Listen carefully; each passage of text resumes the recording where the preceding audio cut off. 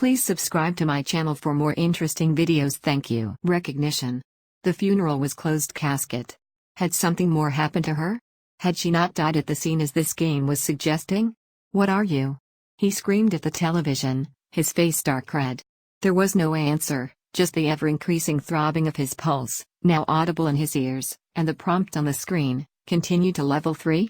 Paul rushed over and unplugged the game system. The TV screen shone solid blue. With the exception of the pounding rain outside, silence enveloped the house. He paced around the living room, wrestling in his own mind for answers. How was this possible? There's no way it was all a coincidence.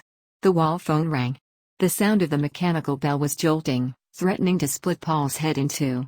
He agonized at the thought of the caller's identity. Most people did not have his home phone number. No. Please, no. Don't do this to me. His initial reaction was one of terror, but what if it really was Laura calling? What if he'd somehow released her from the clutches of the game just as James claimed that he'd done in his case? Ridiculous. Paul thought, she's dead. He made his way over to the phone mounted on the kitchen wall. Hello? Paul said this with great caution, the way an intimidated child would approach an angry parent. Paul Donovan? It was a woman's voice. Yes. This is Janice Pendleton from Roosevelt Elementary School. We were just calling to check on your son, Scotty, since he was absent today. Paul was at a loss for words. Janice continued, we couldn't reach you on your cell phone, but we found this alternate number in Scotty's file.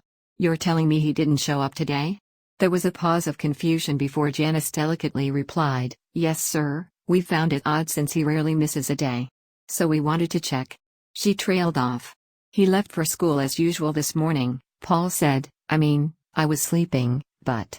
He realized that no matter what he said next it would make him sound like a negligent parent. He began to weep and tried his best to hide this from Janice, but she was able to pick up on it. Mr. Donovan, if you're saying you don't know where he is either, do you want us to notify the authorities? No longer attempting to hide his sobbing, he managed to blurt out, yes. Please.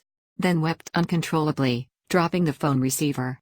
It hit the kitchen wall with a hard thud and swung there by its cord as Paul sank to the floor. Paul spent the remainder of the afternoon and evening at the police station. He answered a barrage of questions from multiple officers and detectives. He filled out endless amounts of paperwork. He pleaded with everyone he encountered to stop wasting time and find his son. The officers convinced Paul that they would do everything in their power and then persuaded him to go home in case Scotty returned. That's how many of these cases resolve themselves in the early stages, one officer had told him. The rain had subsided by the time Paul returned home, leaving wet streets and walkways. He unlocked his front door and entered the darkness. The house was silent. Scotty? He called, standing in the doorway. Are you here? But there was no response. Paul knew that if he were to simply sit around the house waiting he would go insane, so he booted up his computer to revisit the message board thread about the game, and to give this chameleon guy a piece of his mind. As the computer was starting up he gazed at a framed photo on the desktop. The picture was of himself, Laura and Scotty taken at a family reunion during a much happier time in their lives. He fought tears again and then turned the photo face down on the desk. The computer was ready.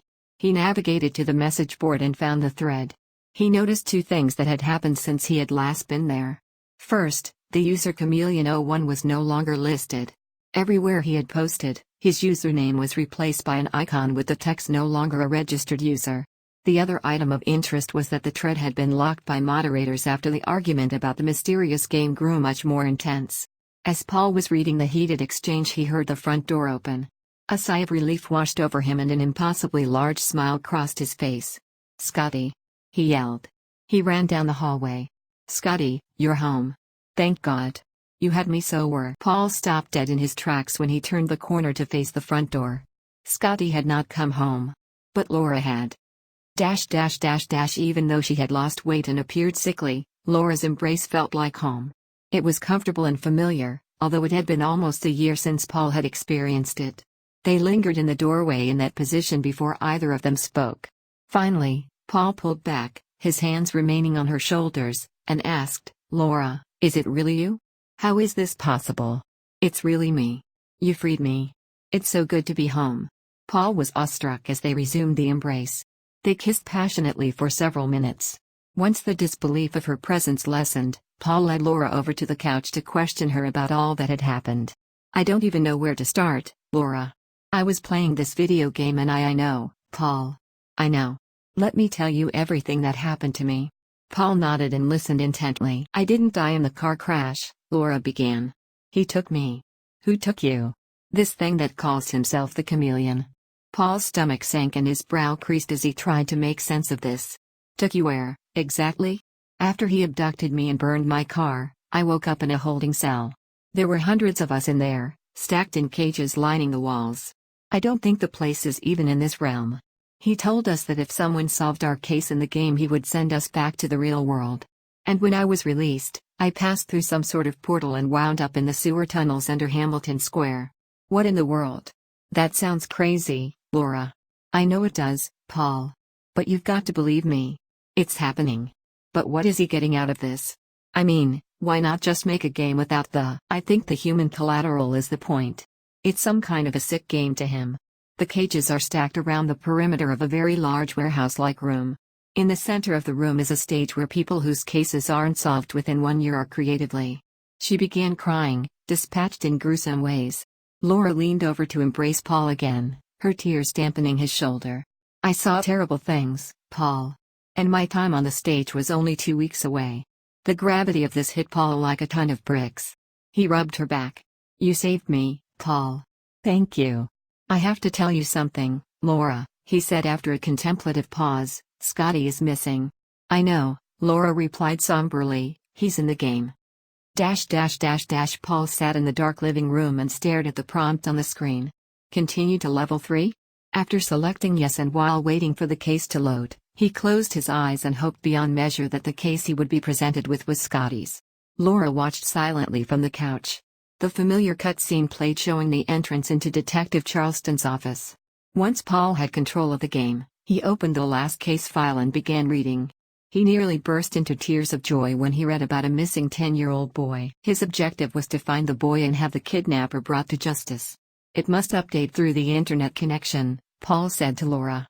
The disk is just a gateway into the game. I'll bet if I went back to level 1 again it would not be James' case, but something new, one of Chameleon's latest victims. As Paul was saying this, he had the sudden realization that this would never end. He would be compelled from then on to spend every waking moment of his life playing this game, lest someone experience a gruesome death that he might have prevented. His conscience would never let him put it down. Paul refocused on the task at hand. He worked the level 3 case as diligently as he knew how, talking to possible witnesses in Willow Creek and collecting evidence from the playground where the boy was last seen. Soon, he was at an impasse. He did not have enough evidence to figure out what had happened and he had no further ideas on how to proceed. What's that store next to the playground? Laura asked. I think it's like a convenience store, Paul replied. Can you go talk to them? Maybe there's a security camera or something. Brilliant. Paul navigated Detective Charleston into the store and spoke with the manager. Moments later he was able to obtain the security camera footage from the time of the disappearance which showed the boy being stuffed into a car with a clear license number. Back at his office Detective Charleston ran the plate number and located the kidnapper. After the handcuffing scene, Paul was treated to a congratulatory message for having solved the case in level 3. And they waited. The house remained quiet, and it did not take long for Paul to become frustrated. He paced nervously in the living room. Where is he? I solved his case. Give it more time, Paul. Remember, it took me several hours to make it back here after being released. Paul nodded, but it did not calm him. He stepped out onto the front porch for another cigarette and to watch for a boy to come running toward him in the distance.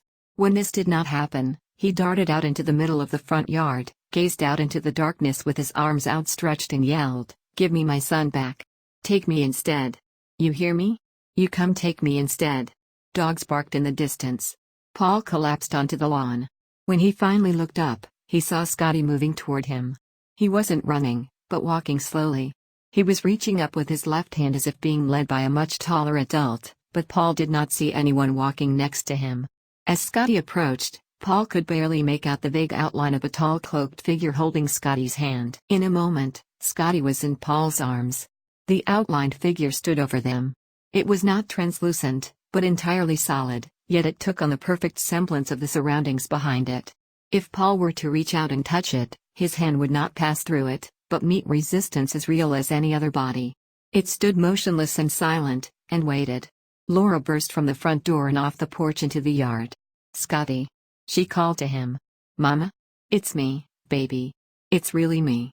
As they hugged and wept together, Paul turned his attention toward the nearly indiscernible cloaked figure. It was at least 8 feet tall by his best estimation. Paul was still kneeling when the figure's cloak parted at the bottom, revealing a blackness that could only be rivaled by the deepest, darkest cave. The entity stepped forward and absorbed Paul. The edges of the cloak reunited and all was silent. "No." Laura's scream was drawn out and ended with hysterical wailing as she realized that only she and Scotty remained in the front yard. Somewhere in an inaccessible netherworld, Paul slowly awoke in his 4th-story cage. He heard the wailing of all the other occupants in their cells, though he could not see them. On the wall in his small dark cage was a placard with 2 dates written on it. The first was the date of his imprisonment, and the second was the date exactly 1 year from then. Suddenly there was commotion below as a slightly overweight man was led by the cloaked figure onto the spotlit stage in the center of the arena below. The man was manacled to a post with a sinister-looking mechanical device positioned behind him. Paul had already closed his eyes by the time the machine was started up. He did not want to see what it was or what was going to happen to the man. However, the screams he heard would never leave his mind. 750 miles away from Paul Donovan's earthly home, a middle-aged man known in certain internet gaming circles as Raven opened a padded envelope that had been sitting on his kitchen counter for several days. He inserted the plain disk into his gaming system and watched the opening sequence. Once he had control of the game, he opened the file folder on Detective Charleston's desk.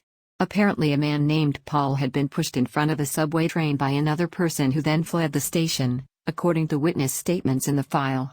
Being primarily an action-based gamer, Raven's patience wore thin quickly, and he spent only 15 minutes exploring for clues before giving up.